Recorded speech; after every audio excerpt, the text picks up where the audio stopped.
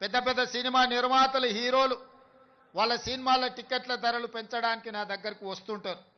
నేను నిర్మాతలకు చెప్పిన మరి పెంచిన దాంట్లో కొంతైనా కార్మికులకు వాటా ఉండాలి కదా అని. రాష్ట్ర ప్రభుత్వం సినిమా టికెట్ల ధరలు పెంచితే హీరోలకు ఆదాయం వస్తుంది, నిర్మాతలకు ఆదాయం వస్తుంది, కార్మికులకు మాత్రం ఒక్క రూపాయి కూడా అదనంగా రావడం లేదు.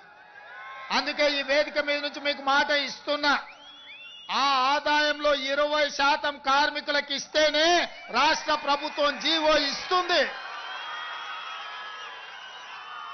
మీ శ్రమతో సంపాదించే ప్రతి రూపాయిలో మీకు వాటా ఉండాలి, మీకు భాగస్వామ్యం ఉండాలి.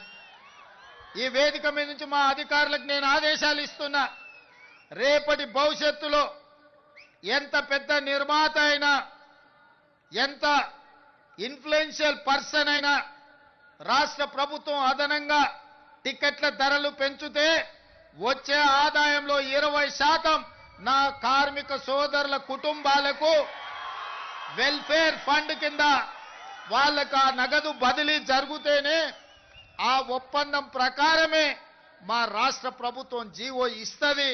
ఈ నిబంధనలు నేను సవరిస్తానని చెప్పి ఈ సందర్భంగా కార్మిక సోదరులకు నేను మాట ఇస్తున్నా.